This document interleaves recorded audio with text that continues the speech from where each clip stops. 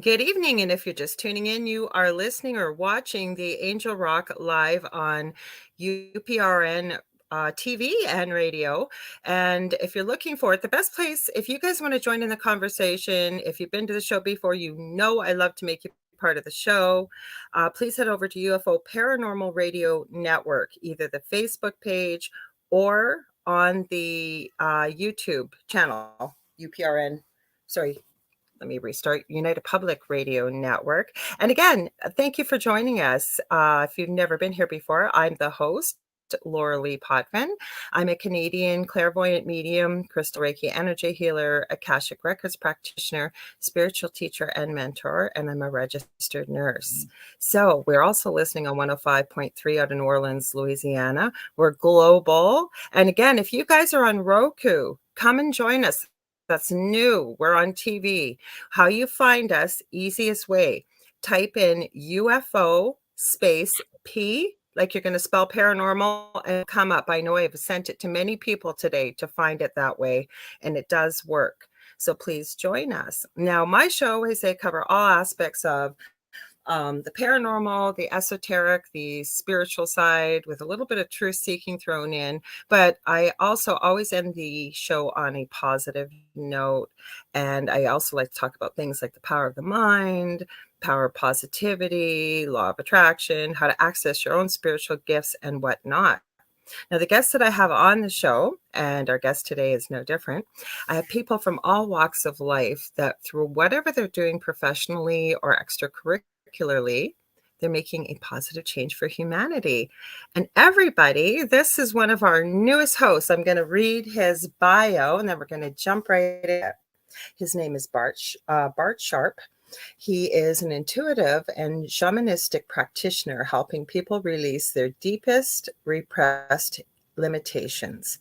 Bart has served others for 20 years, combining psychological knowledge with an immense knowledge of how the energetic body works in relation to the human condition, whether it is an abused childhood, interacting with shadow aspects of self. That's one of my favorite topics to work with people, entity removal, or various highly abnormal traumas. Bart has helped those with anything from normal to unusual issues.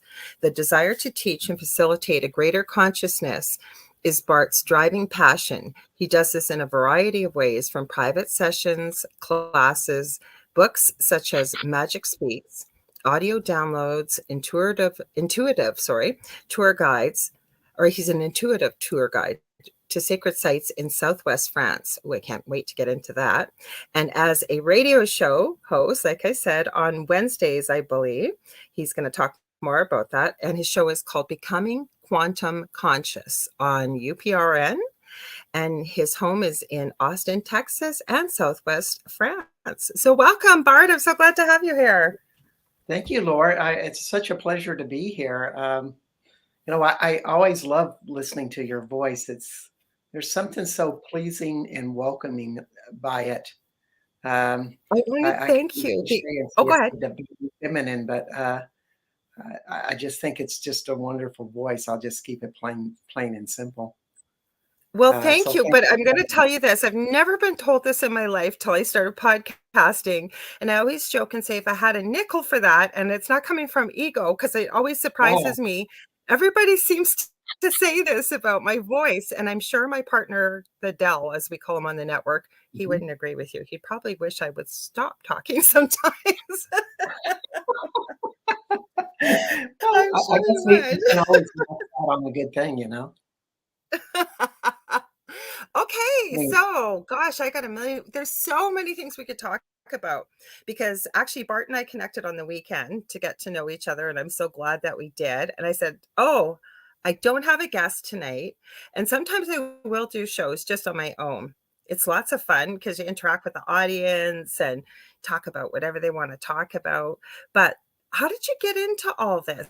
Like, what was the, as I call it, the muggle job, the day-to-day 9 to 5 type of thing we do, and then we discover, holy cow, there's a whole other world out there. So what got you started in the field that you're in? well, I'll be completely honest, point blank. I was in a lot of pain.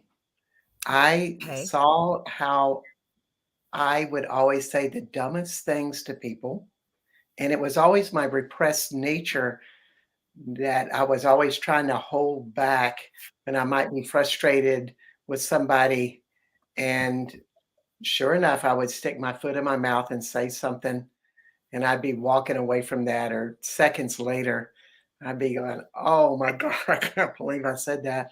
And I knew that Mhm. this was just a lot of repressed stuff that hadn't been resolved, and I went to counselors or therapists and to Al-Anon, and I did all of that work, which is really great.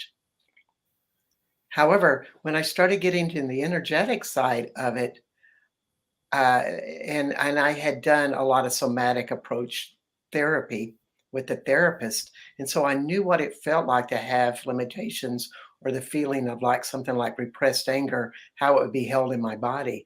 I could feel it all the time, thanks to the therapist's help. However, when I did energy work on it, I could feel it move and leave, and I was hooked. I thought, "Oh my god, it can move that quickly." Mhm. And I just see that there's not a lot of limitations with it. I was just telling a client that today who's done a lot of work with me as of recent times, has some intense stuff happening.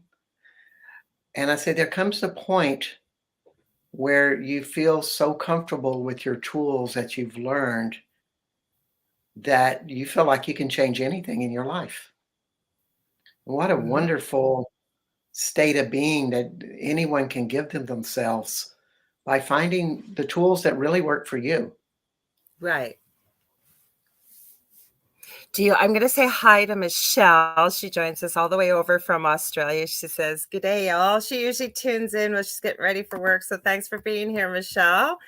So, you know what I find though, and we were having this conversation on Saturday, that yes, we can do the healing work. We can on ourselves. But it's actually easier, I find anyways, that to do healing work with other people because we don't have an emotional attachment to it. We have an emotional attachment in the way that we want to help people, help them feel better, help them realize, like exactly what you said, it's very easy to move because as you know, I think it's a nursing aspect too, but knowing, development within a child, we're talking about mainly emotional and psychological as well as physical, but the emotional and the psychological, I don't think a lot of people realize that a child, and I believe even within the womb, but that's a whole different show we could do about when does the soul actually sometimes stays within the womb, sometimes it kind of migrates and comes in and out for the Yeah, first couple months, whatever, right? But nonetheless, we'll say 0 days when they're born, up to about 7 and even beyond, they're like little sponges. All of us were little sponges and we heard everything that came in. We may not have understood it. We just tucked it away in the subconscious higher self, right? And that forms a lot of our opinions and beliefs, right? And we don't even know yes, sometimes it's yes. there.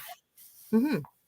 I tell clients that between birth and two, we're like a psychic SpongeBob, and we're Oh, picking up absolutely. all of the Absolutely. stuff from our Mhm. parents' reality. And then at age 2, we begin that process of separation, and Mhm. that's another process. But also Well, what you're that's why also you get that talking terrible twos, right? People call it that, but the child's about, starting to learn we're that they're finding separate from the identity parent and in mhm, self-expression. mhm, mhm, And yes, it can be seen as rebellious or mhm. inappropriately expressive or spontaneous or, a I lot of think it's people have a lot of healthy. names for it. It's healthy. It It's is, normal. it is. I like to refer, I was just referring on my last show with heart yoga about Joseph Chilton Pierce, a really Mhm. amazing psychoneuro linguist. Teaches in Okay. Harvard, that little small school up there in That teeny Northeast. tiny little one, yeah.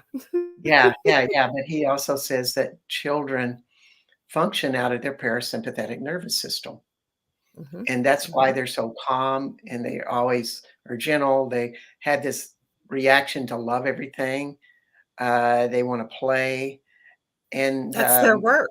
That's yeah, that's children's the work is to play. parasympathetic. Mhm. And then when we learn as adults to let go of all the sympathetic and all the emotions and do, all the meditative activations, et cetera, et cetera, et cetera, yada, yada, yada, we start returning to parasympathetic and Mhm. and really turn into, they always say that you need to come back to your child, but it doesn't mean that you're acting childish. Mm-mm. You're energetically aligned with it or neurologically aligned with it, excuse me. Yeah, but there's nothing wrong because, like, when I'm working with people to help them uncover the gifts that we all have, I think that part of, I always say, my mission being here, and again, not from an ego point, but is to get people to realize, those that are open to it. I would never tell somebody what to do, but those that are open to it and seeking, they know there's something more, but they're not really sure what it is, right? Mm. And part of that is we all are able to connect into the universal consciousness. We all have psychic abilities. I believe it's our birthright to be able to communicate, say, with animals telepathically. I mean, there's so many things we can do as humans that we've been told isn't even possible, but oh, yes, it is, and much more, I believe. But also, could that be just a higher form of love? And that some people, Yeah. they're tuned into it. They know, they have a knowing, just they're gifted with that higher form of being. Some of us come from, for me, like redneck Texas families that worship John Wayne and Mhm. shotguns and punching people in the face. We had to kind of work on our repressed emotions before we Mhm. could really get into a higher form of love. However, there's others that are living in that reality all the time. And Mhm. I like to say is you lucky dog, that you have all of these great gifts that have brought you over to the other side.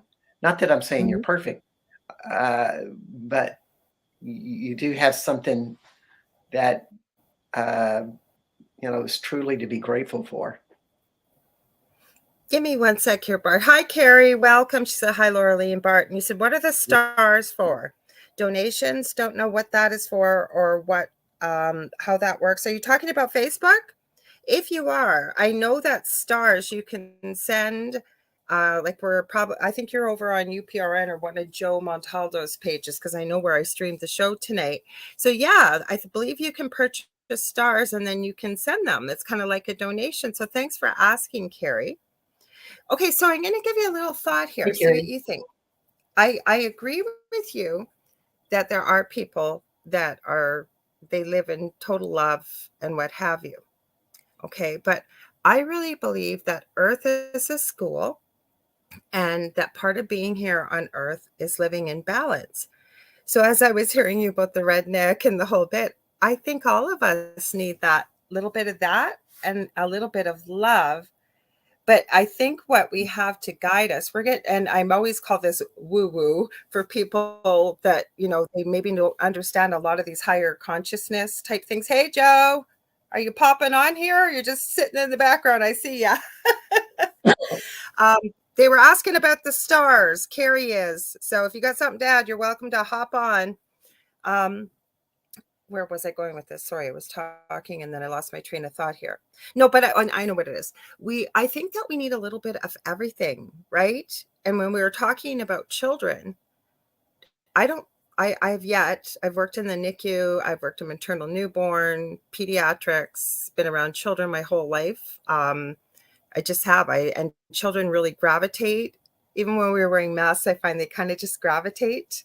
And so do animals, right? And sometimes that happens. I think we can all feel energy. But my point is, children don't come in with hate, right? They come in loving, open, living in the now, being open to creativity, love, and joy. Because, like I said, I really believe their work is play, or play is their work. And I think we lose that as adults. And like when we're able to navigate back to more of that way of being, I think that that's when we start to connect with our inner gifts. What's your thoughts on that? Well, I agree with you totally. And doing shamanic work with people, I read that in their body and always ask those questions. Mhm. Basically, I do a very sophisticated form of muscle testing or applied Okay. kinesiology. I'm asking the body Okay. questions, but I've done it for so long, almost Okay. 20 years. It's a language in itself, Mhm. and, I'm always asking, well, when was that first big trauma happening in your life that you shifted, and started losing that? Tony Robbins says this. He says, "You have your greatest limiting story," and I added to it, well, if you have your greatest limiting story, you also established a greatest limiting emotion, which is Mhm. either shame, sadness, or fear. And we start living from that point as our key reference point, and everything references from that to what we think and do throughout our days until we start to recognize that it's there and start to recognize the story and those things. So when we start into that journey, and this could happen anywhere from birth to 7 or 8 years old. Mhm. My godson started at 8 because his father died, and he suddenly became the man of the house while he had this carefree, loving childhood before that. Total switch in his whole personality, and I got to become his godfather at that point. However, everybody's different, where we had that big challenge, and I think we pick it up karmically, and the sympathetic nervous system starts to take over at that point. And there's also influencing factors of how much negativity you have in your life. Another Mhm. Chilton Pierce reference is every time you're told something negative or told no or barked at or watch a violent television show as a child, you flip out of your parasympathetic and go into sympathetic, and it takes about 30 minutes to do that, to return to Mhm. sympathetic or parasympathetic. I'm getting them confused. So during that time, your body just doesn't feel right. And you develop in your primal brain instead of your frontal lobe brain. And to me, this is the most crucial thing to really start looking at. And how do we turn on our parasympathetic again? Mhm. All, Okay. all of that stuff. There's Go lots of ahead. ways to do it. Yeah, Yeah. go ahead, Bart. Yeah. Oh. I'm trying to make those pauses and keep that nice flow going because I love your voice. Just be yourself or just having a conversation. So, because I got lots of questions for you, but I wanna hear what you have to Yeah, say, yeah, yeah. so So it's really finding out where that is stored in a person's body. It's almost like they hold these energies of these memories. we do. And so we can address those. And that's what the therapists are doing with somatic response. They go back to these times and you become present with that energy and you start to feel it and get very intimate with it. And hopefully you'll become comfortable with it. And I was like a WTF moment with my therapist. Of course, I didn't tell him this. I was too polite in those days. Okay. Uh, just how I thought that really didn't work for me. I wanted this stuff to move and leave, be gone. And what I found is any type of energetic interaction can change that memory, but you have to come in with something to just shift the energetic dynamics, and it can be a lot of things. So I do clearing statements from access consciousness. That's what I do because it's fast and efficient. But also, I have dealt with a lot big terms of grief over losing like the love of my life um, about 15 years ago, and I would just connect with the light in my heart. This is getting really woo woo, but I would feel this feeling of loneliness and sadness, which was stimulating me to start thinking negative thoughts. And so every time I thought negative thoughts and would obsess about this woman and how bad it was not to have her in my life, like a bad country and western song, um, I would stop and sit down and get in touch with my heart and find a place that was in trauma and I would Mhm. just send it light. Then the trauma would disappear in my body, and all my thoughts would be positive. And I just kept doing that, and, after about 3 weeks, I had no obsessive behaviors towards my former girlfriend. Okay. Eh I'm gonna yeah, stop you there just for 1 sec. Okay, so for people listening and tuning in, these are a lot of terms. For me, they're not odd being a nurse. I understand a lot of these, but people listening to this. So some of the emotions you talked about, some of the ones I was thinking about in the way of you said shame, fear. Please forgive me, I forget the third one, but I was thinking about where does sadness. anger, what is pardon? Anger's number 4. And then guilt, because guilt is a big one too, right? Yeah, guilt is more of a derivative. I think guilt's a really fascinating emotion because it takes action about something that you've done wrong, and it makes that insistency of it. Or that you own that you think you have done wrong, but you've done nothing to create that guilt feeling. You've taken Yeah, ownership of the situation. Say there was a that would be car shame. accident and you couldn't have done a thing to stop it, but somebody lost their life. Let's take the movie Seven Mhm. Pounds. What that movie makes me, and I'm not a crier. I mean, I'm just bawling by the end of it. And he took ownership, Will Smith, his character in that movie, to the accident that took the lives of 7 people, and Right. the whole last part of his life was trying to make amends for this, and he did lose the character, the love of his life, his fiancée. Now, Mhm. could he have prevented that accident? I believe they tried to show that maybe there was something he was doing, like, I think he was distracted for a moment, a human moment that happens, Mhm. and they ended up Mhm. getting in the car accident. There was a lot of guilt there that you would hope Yeah, you'd be able to help somebody like that. Say it was an accident, there was nothing you could have done. Somebody ran a stop yeah. sign and, you know, if and there's people I've met that will say, "Well, if I hadn't been there, I hadn't been driving, or I hadn't been doing this, my so and so, whatever it may be, wouldn't have died. Like, if only I had stayed home or I'd gone a different way." And the guilt, so there's a lot of people that harbor guilt, or I wasn't there when my loved one Yeah. died. I didn't make it in time. I didn't. So a lot of people hang on to guilt that really isn't Well, their I fault. And that's a I see huge I see one. emotions as layers, Mhm, and so guilt might be on the outside layer, mhm. and then you take a journey and see what's below that.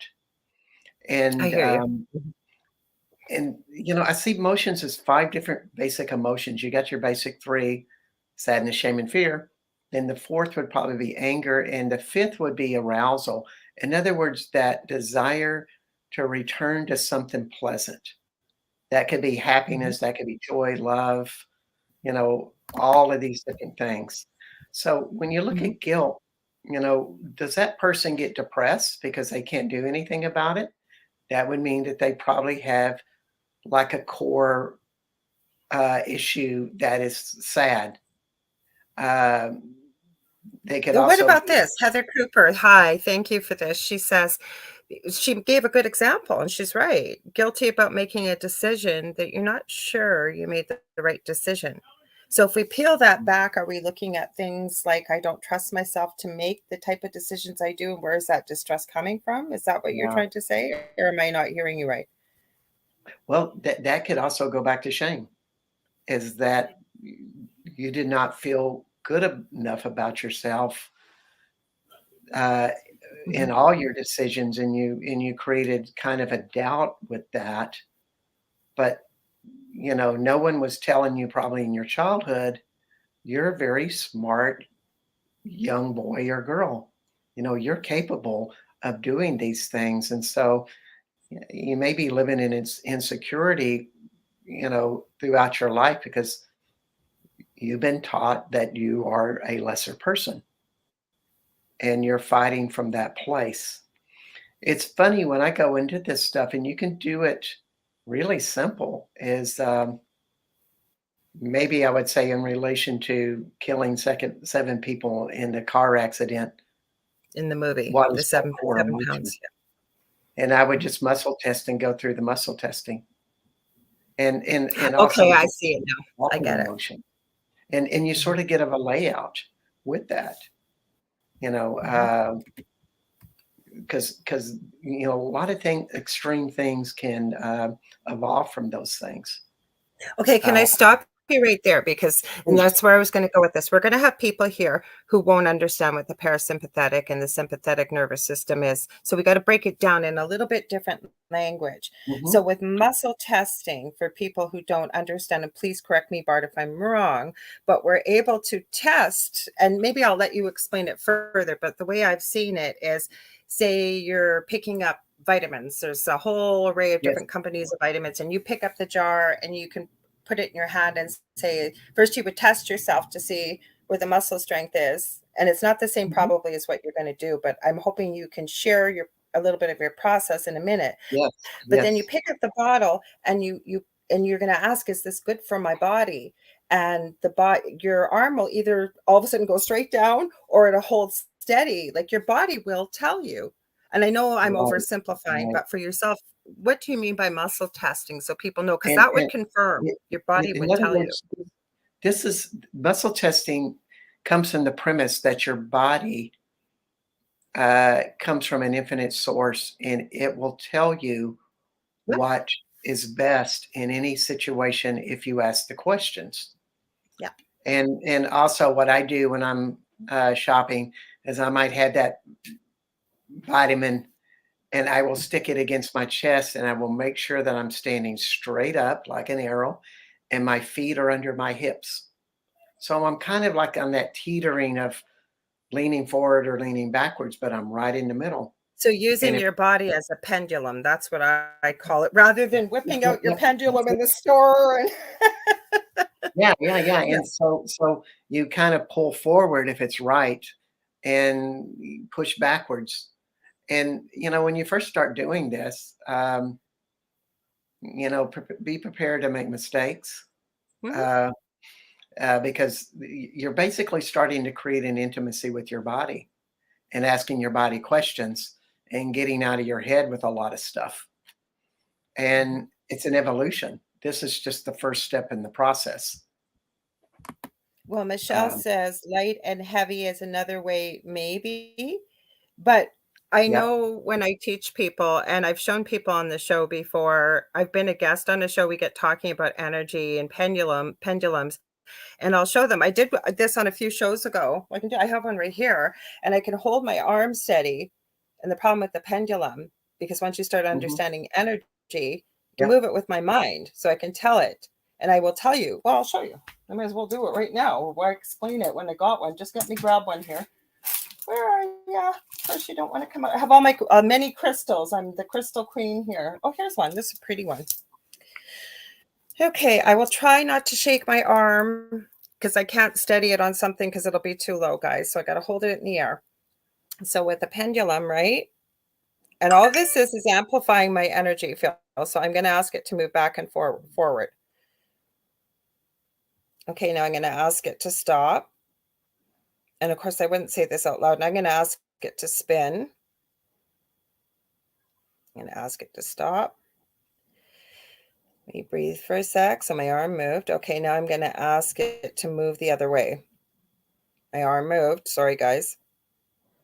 Dang. Stop. So I've had people call me a witch. I've had people call me all kinds of things. That's not what it is. Once you understand the principles of the power of the mind, I believe, and I haven't mastered it all, but once you understand that in energy, you can. So I don't like to use a pendulum myself for anything that I have a vested interest in because I can make it go any way Exactly, I want. exactly. The And body's a little different. I love Sorry, Michelle's go ahead. comment, "If it's light, if it's right, it's light." It's so Mhm, true. true.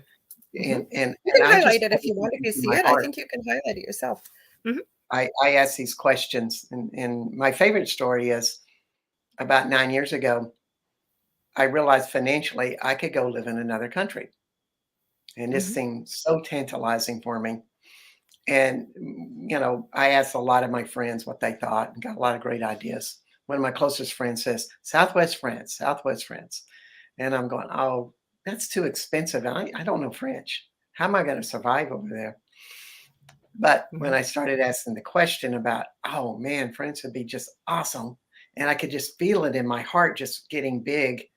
Yep. But I logically thought, oh, I needed to go to Belize because they speak English and it's on the beach and it's close and it's cheap and yada, yada, yada. And it felt heavy. My gut felt heavy. And of course, I eventually chose France.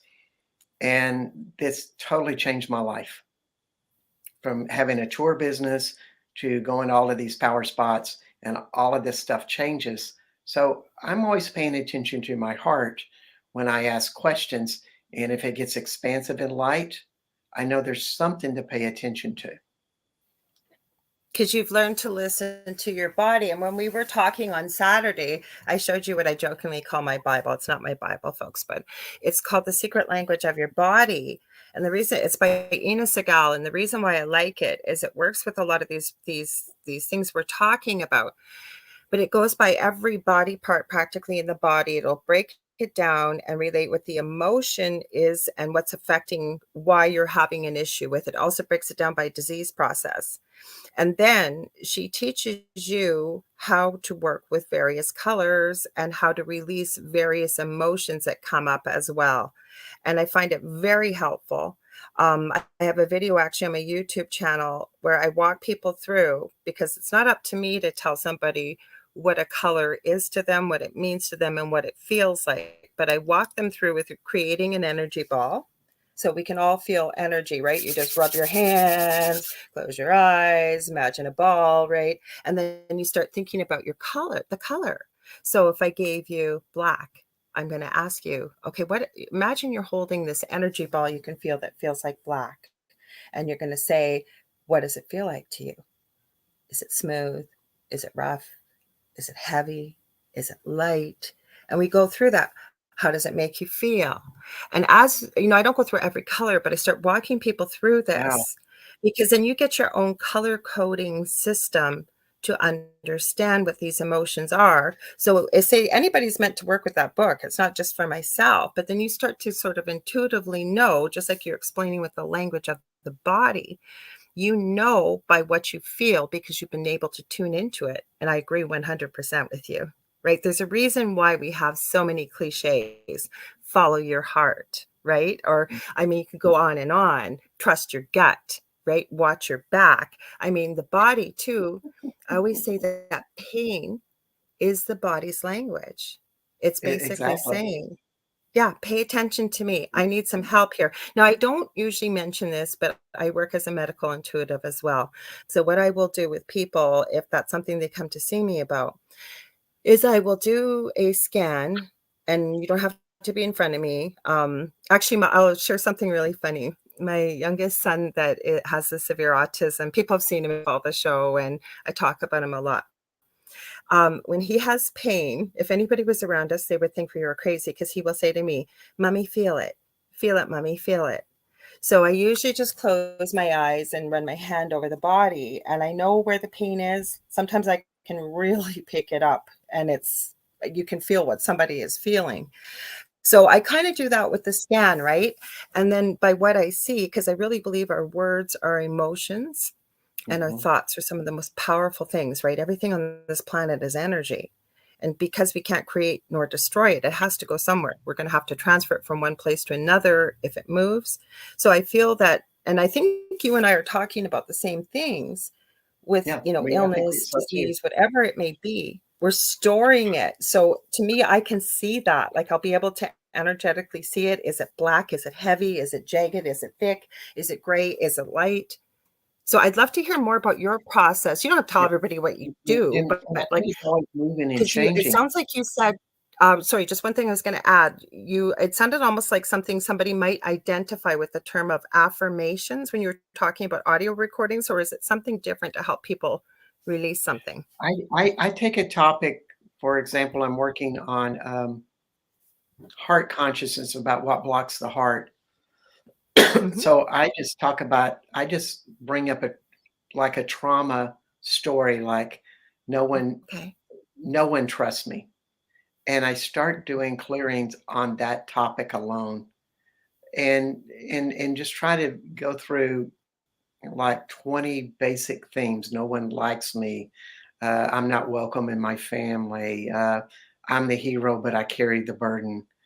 Mhm. These are all stories that were in my own family. And I just do clearings on each one of those. And you may think, well, I don't resonate with 18 of those stories, for example. However, Mhm. we've been around them. We've lived those before, and maybe our brother and sister took that role on. So therefore, we have opposition to it or something that. So it's not our big issue, but it's part of the It's repression there. of all of these It's there. things. So it's a very generic way to clear a lot of that stuff. I really see that recordings are great on that level. However, then when you get down to your own personal story, you got to really look at it in the eye and see the truth of what your limitation is and deal with the shadow and deal with all of those fears you have around it, which is a really interesting process because when I always thought of my repressed anger, that was a huge thing for me that I never realized until somebody point blank told me how angry I was, and I'm like, "What? I'm the nicest guy around." But Yeah. really, I really got it. I was totally repressed with it. When it when I cleared all of those stories out energetically, all through that process, I dreaded anger, thinking, "Oh my God, I didn't get it all out.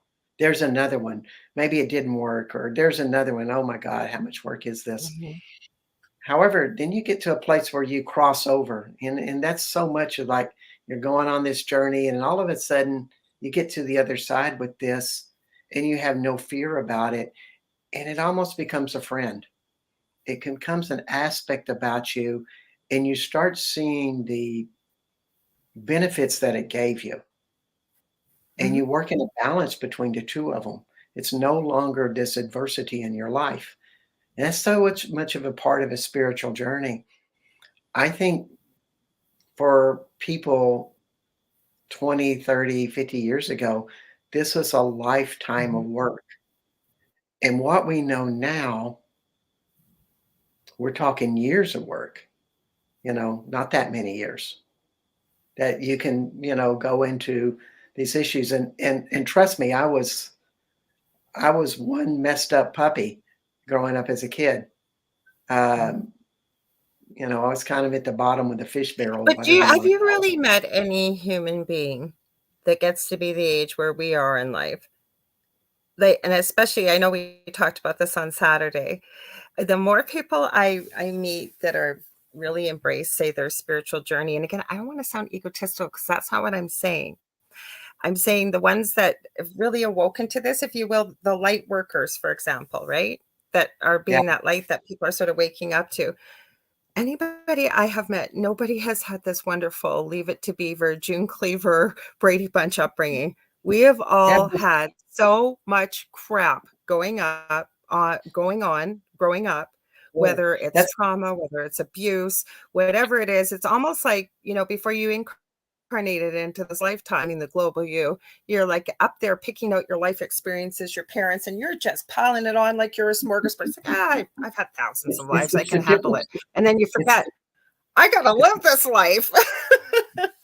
Exactly, it's the difference between living in the United States or someplace like, France or Hawaii, because Mhm, we are confronted with so many stresses and pains and, so many things just slam us, mhm, and there's so much stress, and America really either confronts things very directly or they work really hard at avoiding it, in general, and I'm mhm, sure I'm gonna offend somebody, but then when I look at some place like Hawaii or a lot of my friends in France, they go, "Oh no, mhm, our parents were there soon after work. We had dinner together. It was happy." mhm, And that's what and that's what they do. It's like, oh, we go to work, have dinner, and it's just so relaxed. But yet There's just not this Meals are drive structured to get better. differently. Like, I don't know where you are, but from what I understand, the people I've met and I know, like the heavier meal is at lunchtime, and then you have like a lighter meal in the evening rather than over in North America where you have lunch and you have your breakfast, but the big meals at supper time, right? And Well, wine that's with what it every is in meal. They France. don't worry about this low fat stuff. They eat lots of stuff with Uh-huh. Yeah, it's it never completely makes different you lifestyle. fat, and the sugar doesn't Mhm, make you sick, and the water is really good, mainly because we get it out of mountain springs. mhm. All of that good stuff really, is great. Uh, yeah, but I think that's what makes at least the United States, I can't speak for Canada, um, Oh, hi, makes Dave. it a Sorry, I see special him. place. I mean, I just look at that. Mhm, And I hang out at a place in Austin, Texas, at a vegan restaurant and complex mhm. called Casa de Luz. And within Casa is this place called the Third Eye Meditation Lounge, which you can imagine what that attracts. And it's a cacao bar. So we're drinking cacao, and I'm meeting all Mhm. these kids that are 20, maybe 30 years old that had really nice parents, and they do see a different paradigm. They're curious, but yet they're not in so much conflict the way my generation was. And so I really Mhm. see that we're starting to evolve out of that, or at least some of the kids are. I'm going to read Yeah. a few of these comments. I always love to have people that join our shows. I really appreciate them being here live. If you are just tuning in, you're listening live to 105.3 out of New Orleans, Louisiana. We are on Roku TV here on UPRN, and you're listening to the Angel Rock with my wonderful guest and fellow UPRN newest host on his own show on Wednesdays, Bart Sharp. I want to say hi to Dave Petrella. Welcome. But we got some good comments here. So Carrie, Yeah. when she was referring to France, she said there's more balance in those places. And then Michelle, who's over in Australia. Sorry, I forgot about Australia too, because I know you well. Yeah, Australia. There's many places in Europe. Europe seems to be a lot more open-minded and not so uptight about things like we are. I know I can speak for North America because she said in Australia we have the heavy meal at dinner, evening meal. We know it's silly, but it's hard to change. I hear you. I hear you. Yeah. And then she said we call dinner tea. Oh, I forgot you guys do over in the UK. Because I usually, if I'm talking to my UK friends, I'll try and remember like a trunk of a car is a boot, that you're having tea rather than dinner. I get it. She said it's confusing, but once you get to know people, yeah, it's okay. Embrace people's differences, right? And that's the It beauty in it does. all. I love all the Hmm. English. I love all the English slang. One of them I love is calling people stroppy, which means that they're angry. It just has a nicer I've feel than heard saying, many "You words, are or the one that angry." always gets me with my friends from the UK. I have two very good, close friends. I call my sisters. They live in Canada. They're Canadian, but they've come from UK. The family's all over there. They've adopted many of our slangisms in Canada. Now one lives in Mexico. But my point is, yes, there's many terms, and they don't say this. But people that are still living over there, like when something's really amazing, they'll say it's so nice. Like this tastes so nice. And it's like nice is a pretty tame word. Like you think you would be saying, "Oh my gosh, this is the best thing I ever had." But I see a lot of people over there use the word nice. So Mm, just mm. differences in the world, Or right? proper. It's like, "That's a Mhm. proper hamburger you have," and I'm going, Yes. "Wait, Yes. it Yes. doesn't have a tie on. Why would you call it proper?" And they're going, "Oh, that means that it's done right." Yeah. And I'm always thinking formality with Mhm. that word. I love Yeah. languages. I speak 3 and I love learning about the differences and things like that, and then asking, "Okay, so why do you call it that versus this?" Right? Mhm. And then you kinda see well, not really, I guess, you don't wanna assume, but you kinda see where it comes from, the history, through the ages, why did that name come through in a certain area of the world, right? Oh, I haven't Yeah. heard this one before. Michelle says, "My dad always used the word woggy." Is it woggy to Yeah. describe my mom's angry mood? Love that word. Is it Wagyu. woogie or woggy? Because I seen you spelt woggy And then I think you meant to put two G's. And if I'm saying it wrong, please forgive me. Oh, she said Waggy. Waggy. So, hey, Dave, I know you're here listening. Just so you know, Bart's from Texas, because I know Dave lives in that area. Dave's a Mm, very interesting guy. He's been on our show before. He's an astrologist, scientist. He's been very involved with Oak Island, the TV show. And yes. yes, he has. Oh, she said it's woogie. So I guess we have to say it woogie, Mm, not woggy. Gotcha. Thanks, Michelle. okay. So, and I was thinking about when we talked on Saturday, I was thinking about how lucky you are because you live in a bigger city in Austin, right? Like you Yes. think where I live, for example, and I've had people ask me if we live in igloos and we have frozen tundra and we eat whale and run around and there's penguins everywhere. Not even close. But actually, it was the Dell. I forgot to mention his shows on Thursday nights from 8 p.m. to 9 p.m. The Delicious Recipe, not a cooking show. Talk about many of these topics and much more with Dell's show. He was the one that made note of this. And I thought, yeah, you're right. Would you believe the bulk of Canadians live within about 100 miles of a U.S. border? And it's true. As big as we Yes. are, we all do. Yeah. Mm-hmm. Well, it's the So warmer place, I suppose. maybe, well, actually, we've had a beautiful winter because where we live in Thunder Bay, it's about 6.5, 7 hours north of Minneapolis, Minnesota. And I am about 35, 40 minutes away from the U.S. border. I have been out in a t-shirt.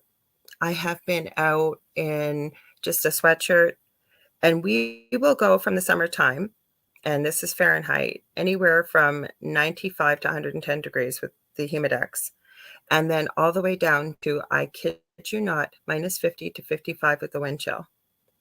We Mm, haven't had that this winter. And I have wow. said, I was talking to my neighbor, right? And I'm going to ask you about this actually, since I'm going to bring it up. I was talking to my neighbor and I was saying, what a beautiful winter we've had just yesterday. And she said, I know, but it hasn't gotten really cold yet. I said, I could handle, even if it did now, we're almost in February, a couple weeks. But what I'm going to bring up is I just love, and I think I've trained myself to do this, is to be so thankful for everything that like I said, it could be minus 50 right now. It's beautiful out. So where does gratitude play within the healing that you're doing? Or do you, I'm sure you embrace part of that with what you're doing, right? Yeah, I was just talking to a woman, part of the younger generation, woman I'm uh, hoping to be on my show in a couple of weeks, and she Okay. said, "I want to see the joy in any relationship, in Hmm. anything, and I switch it to that vibration, in any way I can." Right. And it's a choice. And I don't think she's trying to see things in rose-colored glasses. There's wisdom in being careful and knowing that something might hurt you or someone. Hmm. But you can also say, well, they're a great teacher in making me be more careful. Thank you so much. Hmm. And of that Balance nature. again, remember, And balance, right? what it does internally is switch your body because your body gets addicted to negativity. I mean, you think about it, Well, plus negative. the subconscious doesn't know the difference, and so if you're watching, say, a violent movie or something, the same chemicals get released in your body, it really you're still seeing it or even having the memory of something, it's like you're reliving it over and over, but physically you almost are, Mhm. and like I said, the chemicals, everything, so sorry, I didn't mean to stop you Yeah. there. I wanted No, to throw no, that in. no, it's, we always thought sugar was the worst addictive substance, but I keep seeing it with people is their biggest addiction is being in a resistance and reaction or an alignment and agreement with the stresses in their lives. And they keep Mhm, reliving them and going back into the story in your adrenal glands, of course, turn into action. And you get all of this energy, and suddenly you're more alert, you're more aware, and all of that stuff unconsciously feels good, even though you might be angry, but still you feel more alive.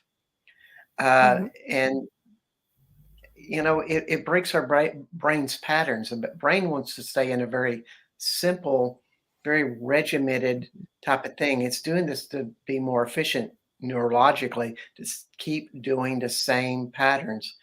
And it can be boring. And so a lot of people Mhm. jump into trauma to get into some energy. But if you keep on staying curious and just flexing your muscle to see the world differently, you can retrain your body to have something a lot lighter, a lot more efficient, and very stimulating at the same time. Curiosity is a very powerful thing in consciousness, to keep Mhm. thinking of new things and keep trying to look at adversity, because adversity is always around us because we're around other human beings. And Mhm. so we always have to turn that around. And then we come into a place of higher functioning. I'm always checking in with my heart and feeling the space of lightness in it. That is an Mhm. ongoing discipline that I check in 50 to 100 times a day, Mhm. just to say, oh, how does my heart feel? Okay, let's remember that light feeling that it's perpetually in, and let that be the forefront of my awareness. And all of a sudden, my mood changes, I'm balanced, and I'm moving in that place. You know, all of that stuff with the negativity is almost like an illusion. It really is. Okay, And so what do it's, you mean by an illusion? What do you mean by an illusion? I'm well, listening. I think that when we go into anger and negativity or emotions, it's not the real us. It is a lower form of us. So Okay, good there, for you, there it because is. I So was I think thinking maybe how I that's a big simplify that for people is when because people will come, say, for a reading of something, and I always tell people, "I'm never gonna tell you what your life purpose is. I'm not gonna tell you where you need to go and what you need to do. We will work through this. We will work with your guides, but when you need a compass, what brings you joy? Follow the yeah, joy, right?" But like you said, our natural way of being, which I agree with you, is to be in a place of balance, love, peace, and joy. It really is. it really Think is. about it. That's why we love like Christmas, the moment of all these presents and joy and happiness. And even if the whole Mhm. holiday might not be that way, right? There's a reason why we like these momentous occasions where we have good memories and happiness. But I have a Yeah, question for you. What do you think? And I know you're not going to be able to answer the whole thing because I mean, we can't analyze everybody. What about people that continually, besides that hurt people, but you have people who we would be, say, defined as evil. And the reason I'm asking you this, I do look at true crime as well. I you always mean, freak yeah, Adele out. people He always that goes, hurt "Why are you people. watching that? Are you thinking something?" I go, "Oh, good Lord, I've been with you enough years. If I was going to do, I've never hit anybody in my life. You think I'm going to go do something to you?" But my whole point is I'm trying to understand, is it something physiological? Is it nature versus nurture? But you get people doing really Mm. evil It's so things or funny like that it's funny that you asked this question, because I was just working with a client okay. who's had people that hurt her, and now she has an adult adversary with a land deal that is stealing from her. And one of my Oh, teachers always said, people do evil things because they can. That doesn't really cut the mustard, in my opinion. That's one aspect of it.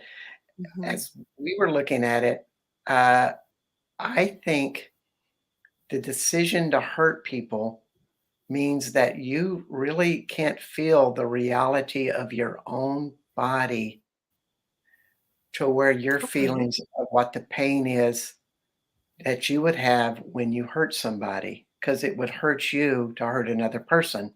And obviously, you don't feel the pain of that person. Now, if you do not feel the So how sensations do you in your fix body, that though? Like I'm like thinking of emotion, people. I think you're a narcissist. And when you look at the definition of what narcissism is, and this is my own personal uh, I think we definition. have an epidemic of this. I'm sorry, of narcissism. I am seeing so It is. Well, much of this. there's so many levels of it, and it's Mhm. not a bad thing. But when we were young, this is a true narcissist. it was so painful to be in our body that a part of our spirit left, and Okay. um, and therefore we cannot feel us truly. And so we're always looking for other people's feedback on what they think of us so we can Mhm. confirm ourselves as real. We have So how do you no fix that though? Like, do you do well you do well well, the well, the like exercise of working on soul retrieval, or like, what's your yeah, thoughts on yeah. that? But just to finish one more thought with this is Oh, why sorry. other people, they don't feel the pain that they're causing other people. And Mhm. if they did, they would feel their own pain, and so they just do a complete bypass. So narcissism, I think, is in the core of that. Um, and how you start to deal with that is start to see the stories of how you left you. You know, how what were the real stresses that, made you leave energetically? You know, like, for me, it was, I was the 4th child in a poor family, a mistake. The family wanted 3 kids, 4th shows up, Mhm. and intuitively, I think I just picked that up. So there was this feeling that I wasn't really welcome. So yeah, I started going out of my body because that was painful. It's painful to be in that situation, and so it's a way of soothing our soul to just go out of our body. Let's go into our fantasy land as a baby, an infant, separate ourselves, Mhm. so to speak. Then you start attracting other traumas with that. The more you're out of your body, you just kind of attract that type of stuff in various ways. It's just like Yeah, if like you attracts like energy. So what yeah, I'm yeah. thinking though, okay, because I've studied this quite a bit, because I really I'm surprised I didn't become a psychologist, but I'm really trying to understand, I'll say this, I don't have a problem. My mother is a major narcissist, and a lot of times narcissists then perpetuate the cycle. We can, when we don't heal Mhm. ourselves or see what the issue or problem is. I have one sibling, I think, that didn't recognize what this was and is perpetuating the cycle. I saw it Mhm. very early, and I think it was because being God, this sounds so narcissistic, and I don't mean it this way, but as we're talking about narcissists, but I think with being very empathic, like I can remember from a very, very, very small child really feeling what other people felt, Mhm. and like you can actually feel the pain, and I just never wanted to ever make somebody feel that way because I knew what it felt to be hurt like Wow. that. But where I'm going with this is, and I think this is, I'm And glad we're and on this that's a topic unique because that's it's a a good unique topic. perspective to take, to do it that way. There's no set reaction in anybody's psychology about why one person reacts this way to a Mhm, situation while the other one jumps in another thing. But mhm. I think what you done was unique and special. Well, thank you. I wasn't like, I think I made a vow very, very young in life. I'm talking like 3 and 4, I remember, and I said, "If I ever, ever have children or when I grow up, I will never do these things to a human being about what I felt or went through." Now, again, that doesn't make me Mhm. perfect, because then you tend to almost go the other way. No. You know what I mean? No, but Like, you went into kind of a hyper compassion. yes, yes. So, I'm always don't wanna hurt somebody or, like, my children. I made my, don't get me wrong, I taught them right and wrong and how to be kind to other, like, the things that you would want your children to learn. But I would be the parent, let's put it this way, between my ex and I, you knew I wasn't Mhm. gonna say no. My theory is pick your battles. But my whole point of bringing this up is because this is really coming to the forefront in a lot of stuff we're seeing, right? Whether it's with celebrity, the Johnny Depp and Amber Heard trial that just came out, and people diagnosing from their couch about what was going on with that, just as an observer on the outside. That's a whole different show. But my point is, I feel like we're seeing an epidemic of this. I've really been looking at narcissism, like, what causes this? And, when you listen to psychologists, they really break it down to about that preschool age, and they may have wonderful parents that went out and bought them everything they wanted, but there's a real emotional piece that's missing from what I'm seeing, and I'd love to hear your thoughts. What is your perception on this, or what do you feel like you're seeing with the people that you're working with? Well, it's true. It's separation from self because it's too painful to feel the emotions in your body, and and Mhm. um, and so it's all about repression. And for a lot of people, they stay very busy, and maybe they become addicted. Very few people are in that place where they continually interact with it and confront it, or they just get in so much pain that they finally confront it. Um, A lot of but people don't though, Bart. That's a sad thing yeah, because they well, don't I think see it. people do it at various levels, though, and Mhm. but if it's just a small percentage that really get clear of it, they open that possibility for millions, uh, because you know it's blazing, so to speak. It is.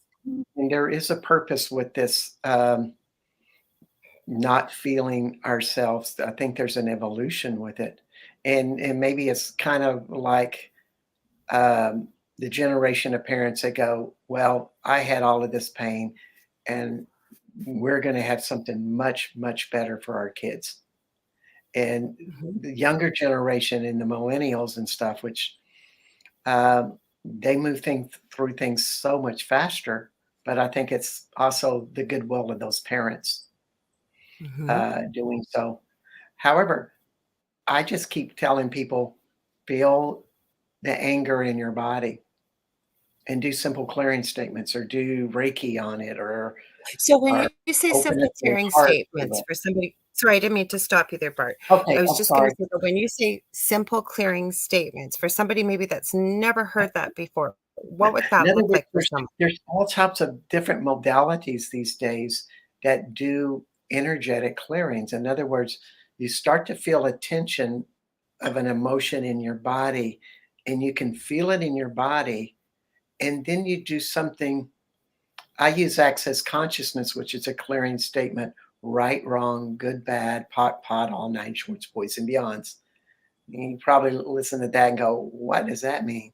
It's a series of acronyms that clear the energy of whatever has been triggered and stimulated in that moment. So if we're talking about repressed anger towards your dad when you're in the fourth grade, because he wouldn't let you go spend the night at your friend's house, and it just ruined your weekend, and uh, and you really it would just and you got it pinpointed to that incident. The clearing statement would just release that anger, and you would not be carrying that weight of that repressed emotion anymore. It'd be gone. And when you clear enough of those anger weights or other emotional weights, all of a sudden a lightness starts to show up in your body that you never had before. And literally, your innate power starts to show up. Mhm, Uh, when those of us who've worked on these emotions, what happens, you start to get a wholehearted consciousness. In other mhm, words, you start to have passion in a way you never had before. And that passion builds, and all of a sudden you start to apply it to whatever you want in your life. For example, for me, it's like, oh, I have a lot of passion going to France and doing tours. mhm. And I always have a good tour season, almost all the time. And we had the silent year of 2020 with COVID. I didn't have it Yeah. then. However, um, all of this, it usually just manifests for me because there's a lightness with it. And my body is in that lightness. And it also helps other people because if you're around the Yeah, Dalai because Lama, we radiate that kind of stuff, right? Like yeah, there's a yeah, reason why, and I was talking with a really good friend of mine, and she's a light worker, and her gifts lie in different areas. But how I found out about, if you really want to know about the energy stuff, I'll share this. And I'm going to share Michelle's question because I think it's a good one. I don't usually talk this much, but I'm really enjoying this conversation, Bart. So thank you. And I hope No, everybody thank else you. is. Ask questions if you have questions. So Yeah. I was in university for nursing. I was in third year, and the class had really thinned down a lot, as it would in a 4-year program. And something had happened. I forget what it was. And I was angry, right? I was really angry about it. I don't get angry too often. And I was, but I didn't say anything. I didn't come in. I was 5 minutes late. Didn't slam my books down or anything. And I sat down.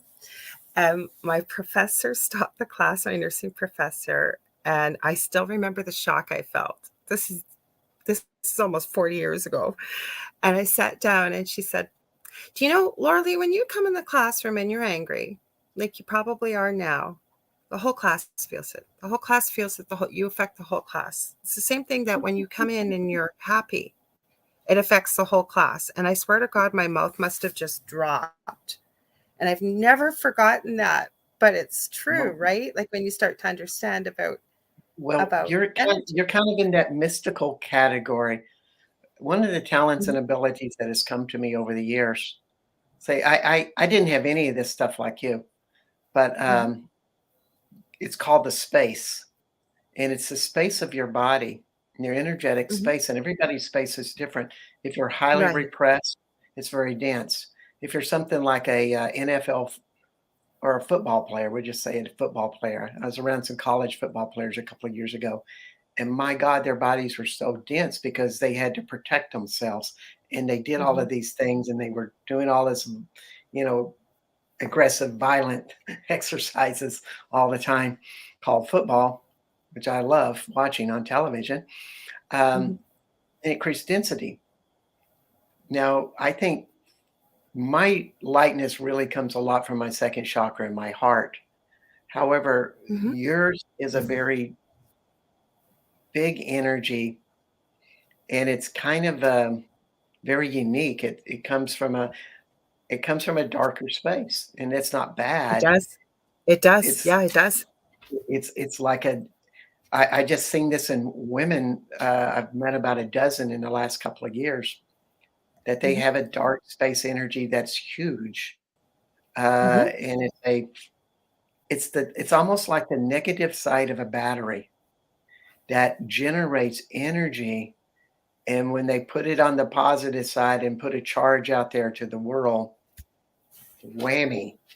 It's it's friggin' mind jolting, and these people are uber powerful. You know, when Mhm, they put their intention on something, mhm, it happens. mhm, Now we both have a common friend that has a huge energy like this as well, mhm, mhm, uh, mhm. I Michelle. believe it. Yeah, Yeah, I yeah, didn't have to say the name, I knew. But what I was gonna yeah, say to you, you don't know my background, I didn't share a lot about it, but how I got into this field, I'd started before, but I'd mentioned I might have mentioned, but I did about Michelle, that I didn't know her at the time. She had commented on our TV episode, but with the whole paranormal, extreme paranormal in our previous home, was just insane. And the whole thing is, though, with it becoming a full-time job and studying like 20 hours a day trying to find answers, you just hit the nail on the head so deeply. I have the strangest stories and not enough time that nor would I ever take time up with a guest to share them. But the whole point, I have been told that so many times, that when I came into this lifetime from who I was in previous lifetimes, and I've had confirmation, never mind in the strangest ways, that I had a choice when I came in what I was going to do with this energy. I had the choice to repeat possibly a previous lifetime where it was very negative, or I could do exactly what you just shared. So I appreciate you yeah. sharing what you did. So thank you. Thank you. Probably why you picked your mother the way you did. And also, since you did it at such a young age to make that decision that I'm Mhm, gonna have compassion and in a way serve them, this was all kinda karmically designed So you took that position to take that on, Mhm. and, Oh, I know I took it all on, but learn what I wanted to learn share. what that role Oh, go ahead. was. Sorry. I'm not saying you've had a joyride in life. Yeah. Nobody gets that. Nobody gets a full free ticket, No. I don't think. Mhm. We all have challenges from every walk of life. Even the Dalai Lama has challenges, Mhm. even though he's a, total amazing guy. Um, those people, even somebody like Amma, the hugging saint, her story was that she was totally rejected by her parents. They sent her out to the barn to live in the barn for her childhood. And what did she do is she took that challenge on and made friends with all the animals and Mhm. kind of ascended the animals to a higher state through her love. And of course, everybody started paying attention like, there's something different about this girl. But Mhm. she made that choice to take it to that level. And that's what we always have to see is like, what's her choice? What's her opportunity? I'm so And glad you said the word choice because that's what I was thinking. It's always a choice what we choose to do with the situations that we're dealt or that are handed to us beyond our control. We believe we know we chose them before we incarnated. But my point is, we have a choice about what we're going to do with it. We have some good questions here, but I wanted to add something. I didn't mean to cut you off. I apologize. no, no, no, Um, no. This is question coming when to you want mind. to let something. Yeah, that's a friend of mine, but I wanted to add this very quickly because Michelle Please. had a good one too above. When I think when an individual decides to let something go and you really decide it within yourself, I think that that's when it can really happen very quickly. Because when I tell people that I was so shy as a child till about the age of 16, like literally would hide in my closet or under my bed not to see people. But it was a time and when I around 16, 17, where I went, I don't want to be like this anymore. And I said, I'm not doing this anymore. What do I have to be afraid of? Click, gone. Hmm. So It's amazing. when we decide, so Michelle had asked because we were talking about families growing up. Maybe there's parents that are narcissists, some grow up to be narcissists, some decide not to. And I thought it was an interesting question. Then Ida, we're going to get to yours. Michelle asked, but is it their path not to either become narcissist or is it their path to become narcissist? I think that that's what she's asking. Isn't that have to do with it as well? Well, I think we pick our parents, and that sets up a certain challenge. And we kind of go through the first 7 years kind of in a scripted plan. And then we start to Yeah. make choices of where we go with that.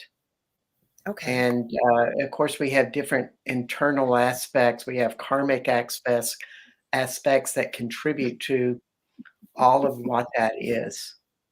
Hmm. But we're still making choices along that way of, maybe it's that childhood choice of I'm picking narcissistic parents that will never understand me or feel my world. Therefore, I'm gonna be doing it alone through my Hmm. childhood, and what Yep. type of inner strength will that challenge me to? Hmm. Something of that nature. It's a very complex situation, with all of that. Um, And what we choose to do with it, I think, right? So like you mhm, say, you're kind of given this path and then, like my brother is not me and I'm not my brother, but we were from the same family. And it's what you choose with maybe what your choices are too. I think when you incarnate, what your lessons, what you're hoping to learn while you're here. And then we're yeah. also here to play a role in other people's lives to help them and them help us. Like it's when I start thinking about it, it just gets so big, right? Because you start thinking about who affects who and what and what. I'm always asking questions because questions open up Yep. consciousness. They open us out of our Mhm. mind and into something much greater. And so, Mhm. maybe I'm saying, well, what about this anger that I have Okay. perpetually at my father, for example? Like he's a Okay. bad guy about that. Uh, what does that feel like? what position did that put me in, and where am I holding this in my body? And how And is it serving me? Would that be a question too? Because with it's not, questions right? again and again and again until I really feel something in my body. The truth of our limitations is in what's vibrating inside of us. And a lot of times it's in our gut, in our Mhm. spleen, our liver, our lower intestines, Sure. Mhm. colon. And when we feel it, then we start interacting with that reality. And at that point, when you really get, I'm always asking 20 questions, and if it's light in my body, or if it feels like there's a certain tension that shows up, I go, well, is this anger towards my father, for example, when I feel it in my colon, and it suddenly gets twice the size, I know it's about my dad. And I'm asking these type of questions, and my vibration tells me the information. And eventually, through years of practice, I get visions and stories, and when I work with clients, I get those stories that just kind of come up. They're telling me a story, and I'm going, I'm seeing this vision of your mom being highly critical of you, and she's just like leaning over you with her finger pointing at you, yelling. And they look at me and go, yeah, that's my childhood. The body has a language like that, and it'll tell you. Interesting. I've never I'm looked always at it like asking. that, but you're right. I Mhm. love this question. This is a really killer one. If you got a pen and pencil, I suggest you write it down. And this is I'm gonna access write it conscious. down. Access Mhm. consciousness really focuses on questions. So Mhm. whenever you run into a problem, and it doesn't matter what the problem is, from not finding your car keys to, you're having this perpetual conflict with, a friend or a spouse, ask this question. This is what kicks it off to getting a greater consciousness towards it. You say, what is right about this that I'm not getting? Very simple. Okay. What is right about this that I am not getting? And it's basically asking a greater consciousness than your mind to show up and give you direction. Mhm. And I'm always amazed that I get answers, or I get help. I find my car keys immediately. I mean, I'll just turn around in my room, and all of a sudden my eyes are pointed right towards my car keys, uh, because I'm accessing my unconscious when I'm saying what is right about this that I'm not getting. Mhm. Uh, so that's one of the big questions that I'm always asking. What am I not getting about this? What's the mystery here that I seem not to be aware of? They're all questions, and they're said sincerely with some humility. We got a lot of questions here I'm hoping we can get to, Bart. I hope you don't mind because Let's people bring out are more asking questions. they're asking some great Yeah, questions. So, yeah, I like this my Ida friend Ida. question about, do you find Sorry? these emotions are held in the aura and filter Oh, through and there's one stored in? before she asked. Can we ask that one first? Which one? She says, "Do you feel that with our energy, as energy is thought and thought is energy, we are what we put out. As we raise our vibration, we hit universal laws. Once we have found that balance, we vibrate at that level." Mhm. It's a moment to moment choice to keep thoughts there. But, when we start having negative thoughts, there's two things I want to ask. And one is, this is another access consciousness question. And I'm not trying to Okay. promote access consciousness, but I like to tell you where I get my references from. And it works for you Yeah, and yeah, you're yeah. working with it. So they say, who does this belong to? A lot of your thoughts are Michelle not just sure. wrote that. You're just picking them up from other people. And they may have a resonance with your history, and that's why you have the thought.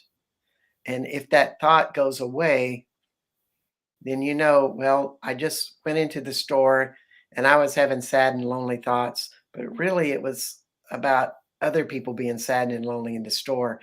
Because as soon as I said, who does this belong to? I was no longer sad and lonely. But if that thought just keeps coming back and coming back, it's probably in your body consciousness saying, it's time to deal with this issue. Mhm. And then you address that issue. That's the discrepancy that I see when you start to go into these beginning levels of practicing a more body conscious therapy for yourself. Is you pick up a lot of stuff from a lot of people that relate to your own stories. And then there are the specific issues that keep coming up because your body is telling you you're ready to resolve Hi, this. Josh. Mhm. So I'm And just saying hi. Sorry, go ahead. no, no, no. I hope that answers that question. I was gonna But say, Michelle said just above was taught to ask when I feel something to ask, "Is this mine?" yeah, So, is this mine, or who does this belong to, or anything like that? It's not the somatics. It's the curiosity and attitude. And you know, I really do believe that energies are stored in the aura, and okay, particularly in our astral body, which is right close to our skin. They're also held in our fascia, which is right below our skin. And then they're okay. held in our emotional aura, which is the next level up. And those are the three places to work. And it's good to feel the density of those auras because if there's a lot of density in those auric fields, then you got a lot of emotions. However, the real core of this stuff is in your body. And when you clear I'm it just in the gonna body, stop you for 1 second, Bart, just for a sec, because there's people that will just be listening, they won't see the video, so I'm gonna read the question because 'cause you're giving her a wonderful answer. So Ida had asked, which Bart is now answering. Always at the end of the day, I scan my body and address what is mine, then return what is not of me. And I will also add to that, Ida, when I return it with nothing attached except love. For myself, I yes, do. yes, yes. Because you I were have a talking wonderful about people. Oh, go ahead. I have a wonderful story. I knew this woman, and she worked in a prison. She worked Mhm, with young men, mhm. and they loved her because she was a woman about 45, 50 years old, and she had a lot of wisdom with her. She could speak their language basically, and she cared for Nice. them. And she Okay. was she gave them a lot of guidance, even though she was a prison guard. Mhm. And I said, when I see you on the weekend, you're happy and carefree. How do you not carry that stuff home? And I had to do the accent.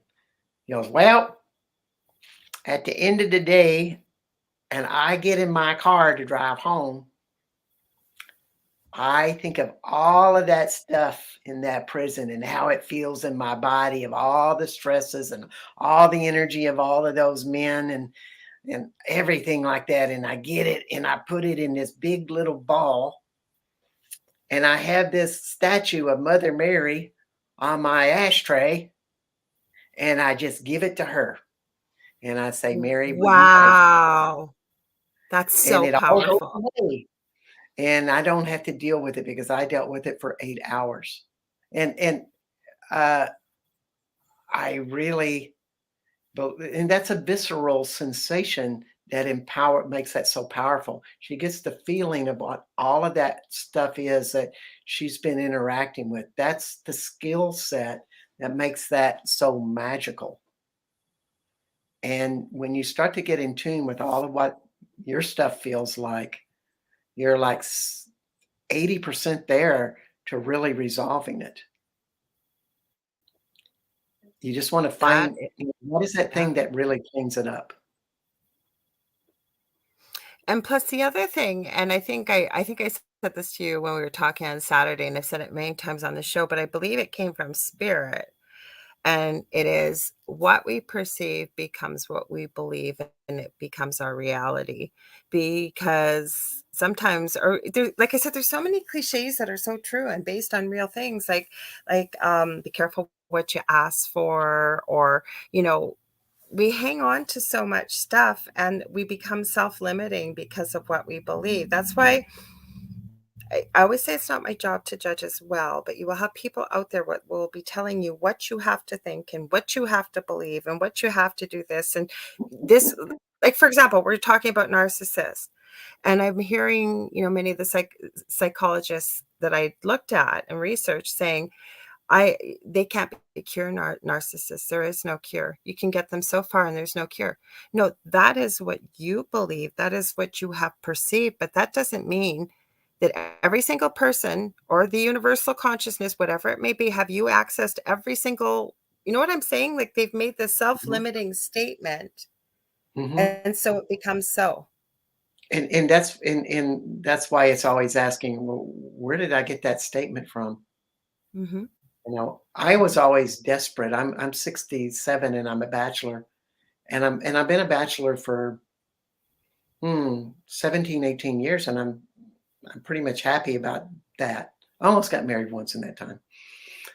However, I kept having this insistency about 12 years ago that I should be finding the next Mrs. Sharp. And like every party that I dated or got to know or got was attracted to, I was always looking under that definition of, is she the one? Oh, And okay. and I was going, wait a minute, where did I really learn that from?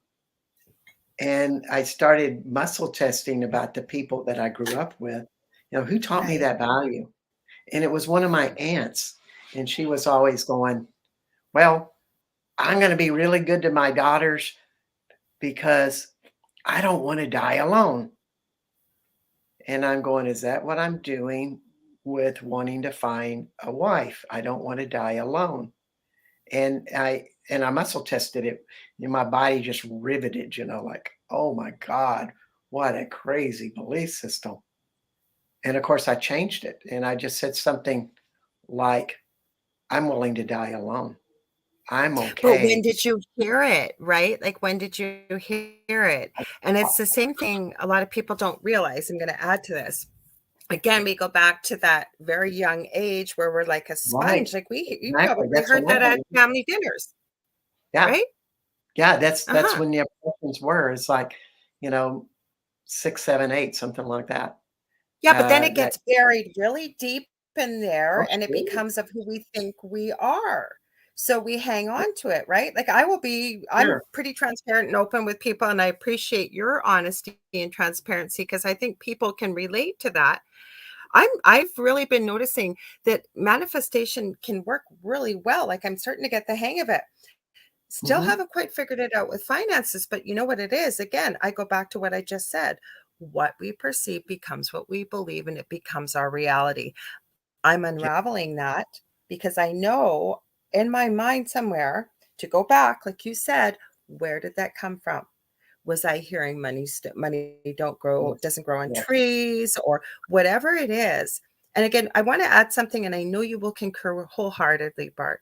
When we're Mhm. talking about this as children, what we're hearing, this is with no blame. Because our parents did the best that they possibly could with who Sure. they were and Sure. what they had. I really believe that, right? Right, right. Mhm, And for my parents, they believed that they were always gonna be poor. They looked like they could mhm, just be off the movie set of The Grapes of Wrath. They were mhm, farming people, and they mhm, were always poor, and that's what they believed, and every time they got money, it just seemed to disappear. It wasn't mhm, that they were spendthrifts, just something would happen and it'd be gone, like a mhm, medical expense. Um, and I thought, man, I don't want this life, and at the same time, I don't wanna be having my life focused on money all the time. mhm, So I just mhm, started looking at their values and writing them down and writing down some of those stories. And then I would feel it in my body about what that felt like. And then I would do the energy work with it. And, you know, it seemed mhm, to shift with that. And mhm, now it doesn't really matter with money with me. mhm, It comes, and I've had a big challenge this past year with a medical bill, and also I found the pickup truck of my dreams that I've Mhm, ordered. mhm, And, you know, there's something about that debt that feels like utter joy mhm, because it's going to multiply my energy. I'm going mhm. to enjoy this truck so much that lots of clients and other sources of money will be coming in all directions because I really would like this Your pickup truck. vibration will be so high, you'll be a match for it. And something I want to add to that, Bart, that I really Yeah. have a lot of admiration for you sharing that, because I always say when I was working before I hurt my back as a nurse, I worked in the NICU and maternal newborn, and I say I was always blessed hundreds of times to be there at the beginning of life. And then when I worked out in the community, I did a variety of things, but I also did a lot of palliative care. So I always say I've always felt so deeply honored to have my patient as well as their family invite me to be a part as of their loved one transitioning back home. And I've said this so many times it's on the show, and I will say it so many other times. I can tell you every single person when they were palliative and they were getting ready to pass, not one of them ever said, geez, I wish I had made more money. Geez, I wish I had done this. I wish I had done that. Yeah. It was usually, I wish I hadn't waited and kept saying I was going to put off buying that dream truck that I found till I had so much money in the bank. Or You're I loving didn't this tell the person people more. around me that I loved. You know what I mean? Living in the moment instead of Exactly. living, and you can't take it with you anyways. So No, spend it, no. enjoy it. Like you said, it'll raise your vibration, and you know the way this works. Yeah, It will bring in the money to cover yeah. this. And I'm Mhm, always saving money and collecting money. At the same time, there's a joy to it, mhm, with that makes it all more special. Um, you know, and I really looked at my own life and I going, because I was always thinking, I'm going to get poor and I'm going to be that way like my parents. And then I looked at myself and go, wait a minute, you've worked in jobs all your life and you found jobs you liked and you always seem to get what you want. It's not this big expensive thing. So why do you think you're poor when you just seem to pull things in that you need? mhm, And it kind of slapped me in the face. Can I mhm. answer Ida's question real quick? Yeah, it just please read it first in case someone's listening. And yeah, that's why I left it up there. Please do. It says, how do you incorporate shamanism with access consciousness? Uh, Or do you keep them Shamanism separate? came accidentally after I had learned access, and I'm not a good representation of access because I've not done a class in over 15 years. But at the same time, it was such a powerful tool for 5 years of my life. It's always a reference for me because they have a lot of great information. Uh, but when I started to feel what emotions felt like in my body, uh, somewhere in that process, I crossed over to seeing spirits of myself and of others that were represented, or they were the emotions. If you're like very shameful, which was a big emotion for me, I would find myself like in the bottom of a dungeon, or my spirit being in the bottom of a dungeon, chained up, like I can't go anywhere. And now that was just kind of like an accidental discovery that I could see that world and also deal with it. And it's kind of like access taught me how to feel energy, and that's what they're always talking about is feel the energy. In other words, when you go to the store and you look at one avocado to another one of them, when you touch it, your whole body feels good, and the other one doesn't. Of course, you're going to buy the avocado that your body feels good with. It's as simple as that. Or the difference between going to France and Belize. France feels great. I think I'll go to France. Um, so we learn a sensuality with what our body is telling us, and I think we have it as kids. And some people are so strong with it that never forget it. Hence, Mhm. Miss Laura here, she has it, you know. But some of I us we don't know have. how to I'll be honest with you though. And again, this is my own limiting belief, and I'm working on it, is that I have a lot of anger. And the reason why I know I do, how I actually started on this journey before the paranormal or anything, I almost died when I was 32. They couldn't find out what was wrong. I was in the hospital. They sent me to Toronto. Like they tried everything to find. I ended up finding out the answers and unraveling it myself, but it kept involving the liver.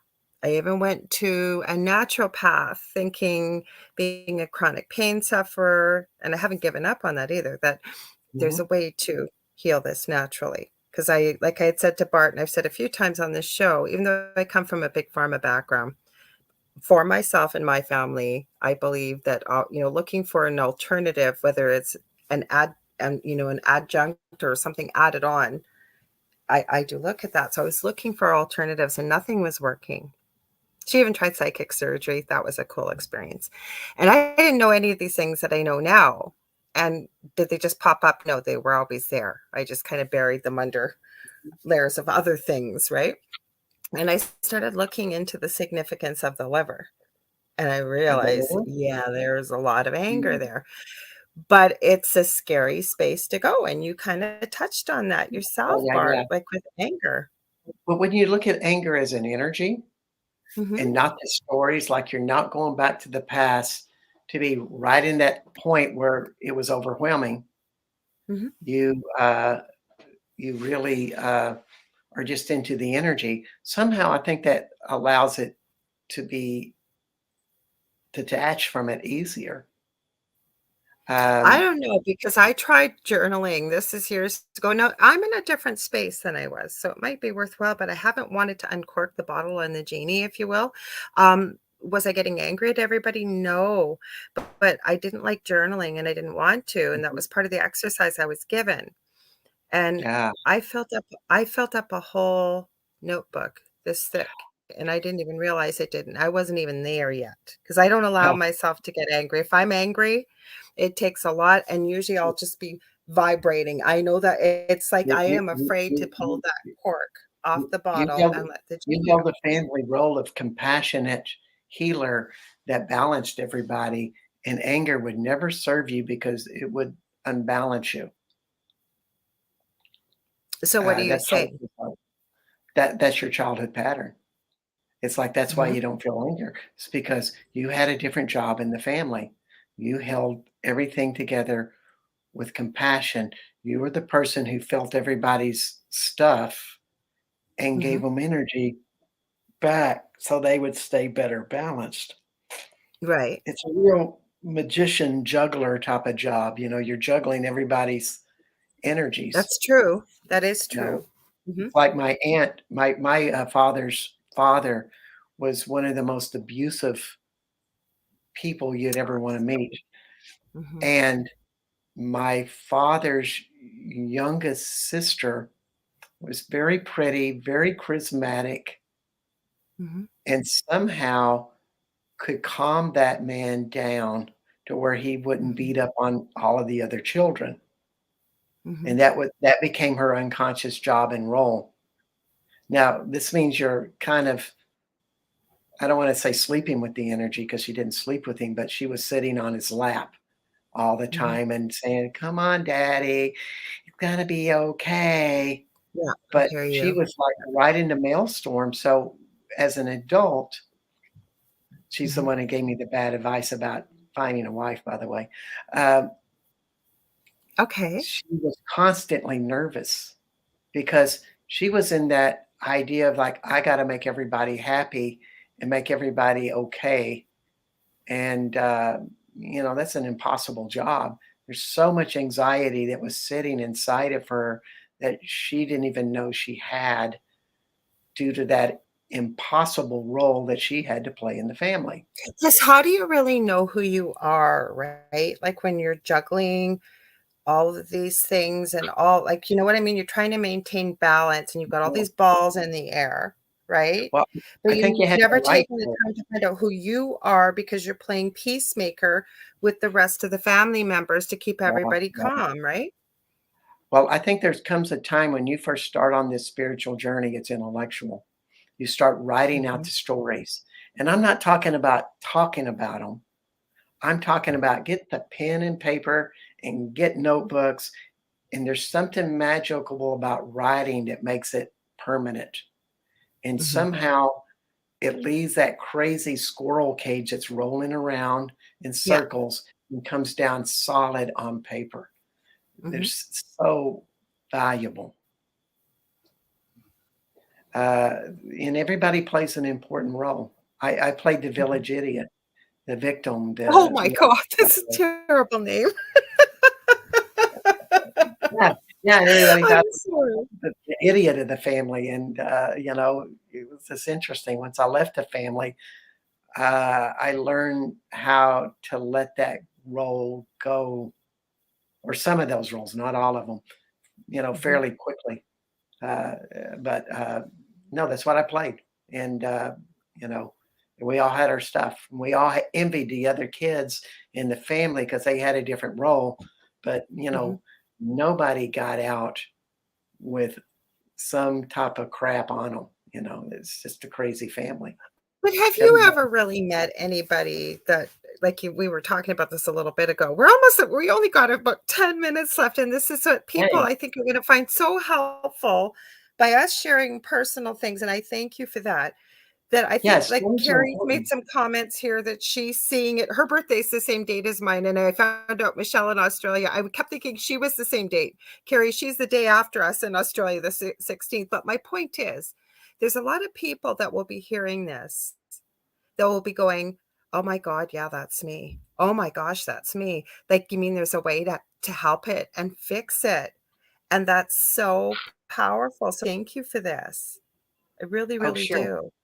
This is what I do. Oh, This that's is where I was like going with the question. this One sec. is I was like gonna say, old have you news ever met advice for me. anybody, if they were being honest, that has gone through life and grown up and hasn't had, like you said, all this crap on them or with Yeah. them or their suitcase, their shadow they're dragging behind them and their Yes, bag yes. behind them? It's all there, and God bless us all for, walking with it, and know that there's answers for you somewhere. It's something that, uh, a great benefit if you explore it every day and be kind to yourself. It's not Your something that, body will talk one to you. in a Your day. body will talk to you. It will. Yeah, yeah, yeah, and asking the body questions.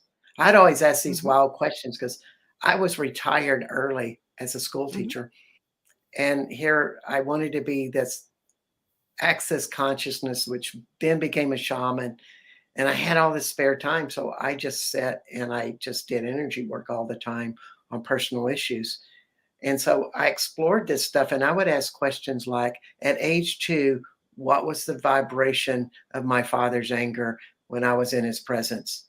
And all of a sudden, this vibration would show up in my body, and I just get this vision of what it's like to be around my dad. And, Wow. the pressure that he was under to, raise 4 kids, have a wife, and work a job that would be comparable to making $12 an hour. Mhm. And, talk about a, pressure cooker, you Yeah. know, he just really tried his best, although the other guy that turned green occasionally would show up, and we just Well, all plus had he had to. no way to let it out, like, back then, especially Yeah, being a man. Like, yeah, nowadays, it's still hard for men, or acceptable for them. It's getting better to express their emotions and what they're really feeling. Can you imagine what your dad was yeah, feeling back yeah. then too? A Mhm. woman a woman told me this great story. She goes, "There's a study in Chicago where they they put a person in all of Mhm. these people's homes, like one person in each home of these people that were known abusers or known child abusers. Oh my. And, Mhm. they were actively abusing their kids. and everybody knew it. Uh, and this is a long time ago, so the laws had changed. But what this person did with their only job was when this person was under any type of stress whatsoever, any kind of stress, they would nurture them and they would be there to Really? support them. And during that time, there were no cases of abuse. Oh Amazing. my I think that's goodness. an amazing piece of information. Absolutely. It's And so so so powerful. what if one more thing to add to it. So what if you were in your, uh, stuff in extreme, and then you stopped and you go, "Where do I feel this in my body?" And you're able to get in touch with that big stress, and you just sit with it, and you allowed it to calm down, and you nurtured yourself. And you don't even have to do it with current stuff, you can do it with stuff that happened 10 years ago. Mhm. And, it's a great gift you can give yourself to be that aware, and it just takes a little practice to get there. I This has been so powerful. I'm gonna read Carrie's comment because I wanna give you enough time for people to find you. I want you guys to all hop over to Bart's show. These are some of the things he's gonna be talking on his show. Isn't he amazing? Carrie says, somatic body work is crucial. Just cognitive behavioral therapy alone will only get you so far. Because I didn't even get into you because they're using like things like LSD and stuff to help with PTSD. I'm gonna have to have you back on, Bart, because I got so many other questions. Yeah, yeah, yeah. I get asked that question a lot by the, younger folks at the vegan restaurant in Third Eye Meditation Lounge. You know, Mhm. I'm not an advocate. I mean, a lot of people really like that and the microdosing, and I guess it works. But to me, it's like, well, are you really getting to learn the Band-Aid. lessons that the repressed anger is there to teach you, and What I learn meant was all of in what that clinical is? settings. In clinical Yeah, settings, I've been looking at the research. So they're saying that they're finding a purpose for these drugs, but yeah. using it in microdosing clinical setting and the amount of work they're being able to get done versus years of therapy. That's where I Right. was going. I know that's not a quick answer, but mhm, Well, it's kinda like this, the woman that I was so sad about, I mentioned earlier, one time, I really felt like she betrayed me, mhm, and I am steaming angry, and I don't know mhm. what to do with that anger, and she said, "Bart, I know you're mad at me, but I want you to sit and really think about what else triggered this anger." And I'm just like and I trusted her, she was amazingly she knew a lot more than I did, so I trusted her Mhm, to follow her advice even though I was livid at her. So I sat mhm. there and I really saw the parallels between she and my father, and that all my Ah, daddy issues were being triggered in mhm, that moment, and then I could kinda separate them energetically in my body and be present with both, and all of a sudden, it diffused so much quicker. mhm. It's the gift of clarity, and, you know, and I love that question from Jane Walker. Why on earth do people keep having 3, 4, 5 kids when they cannot take, care of them? Mhm, And sometimes we wanna nurture children and separate us from the problems that we have, just like we get jobs that we're overcommitted to and, you know, football games that we live by instead of living with our, spouse and kids. It's mhm. about escapism. And, the real gift in the process is learning how to be present with you. I'm gonna leave it on that. I hope you're gonna come back again, Bart, because I just love Anytime. doing this with you. I hope It you guys was a all wonderful enjoyed this because we focus, had a fun lot of stuff. comments, great Um, questions tonight. Yeah, there's so many great questions, and we haven't really got to deal with them. By the way, I do this shamanic work. I work through Zoom. Uh, I I have a was just gonna website. ask you to tell them where we didn't get into your books or anything. Like, this was such a Yeah, good conversation. Thank you. just look up bartsharp.com or Bart Sharp, and there I am.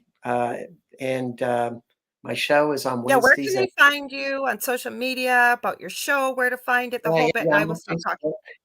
Facebook. I post a lot of stuff. I got different groups on Facebook, but just friend me on as a Bart Sharp, the guy from Austin, Texas.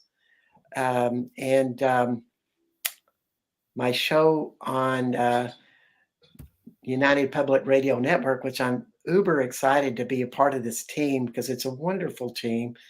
And, getting to know Joe Maltado, it's been amazing of how he's created such a just, this big radio show that I'm just kind of, guff-gawed by all of his talents. And I've known Michelle Happy Devonshire a birthday, Joe. It long was Joe's time. birthday yesterday. Yes, that's amazing. Yes. I sent him a picture of a UFO that I photographed on a Stargate mountain in France. I hope Ooh, he I enjoyed made him a it. video. I posted it. I was playing with a new program, and I know how much he loves aliens and whatever, right? So I Yeah, did yeah. that very quickly. And he was telling us on the Centralist on Friday night, because he's from Louisiana. He's a good old Cajun boy, and he's saying that he knew Britney Spears and that he dated her. They come from the same area. So you're not gonna believe this. Talk about, I don't believe there's any coincidences. I actually found Britney Spears on stage singing happy birthday to Joe. So the whole clip is right in there. You have to check it out. It's on my Facebook Yeah, profile. I sent it to Joe. yeah. Yeah. It's an amazing team, and when you look at some of the shows on it, I'm just it kinda brings a tear to my eye that I get to be a part of this even though I'm a beginner and I've never done anything, but, You're going to do one great. So very quickly, one I want to ask you, we got about 1 minute left. one What time's your one thing show? And I just wanted to say thanks to Michelle Devonshire and her great show, The Outer Beyond. But my show is on Wednesdays at the Outer Realm. 2 PM Central Standard Oh, Time, yours. Okay. and, Okay. it's called, Becoming Quantum Conscious, which basically is that inner journey of learning this inside space that we all have and can enjoy and empower our lives. Thank you to everybody that was here. Thank you, Bart. I know I'm going to be having you back on. We became, I think, fast friends. I was sad to see him go. He really uplifted my day on Saturday. We had And that chat together, and I thank you. I and look be on forward to my many show too. more. Thank you to everybody with your wonderful comments at the end of the show. If you missed it, there's always replays anywhere where talk radio or podcasts are carried. We're also on Roku TV under UFO space. And if you go P for paranormal, it will come up so you can watch there. I will be back Thursday. Don't forget, guys, the thing at the foot of the bed with my amazing co-host, David Hansel. We will have all kinds of really unusual kind of weird, unexplained things, but we always explain it from a positive kind of perspective. It's going to be a lot of fun. That's 4 to 6 p.m. Eastern Standard Time. Next week, I will be back. God, my brain just went blank. I have an amazing guest for you next week. I do. I promise. I do. They're already booked. Same time, same space. I send you all so much love and light and gratitude for being here. Good morning, good afternoon, good evening, wherever you may be. Don't forget to check Bart out on Wednesday. Love you. I'll see you on Thursday. Thanks, Bart. Thank you.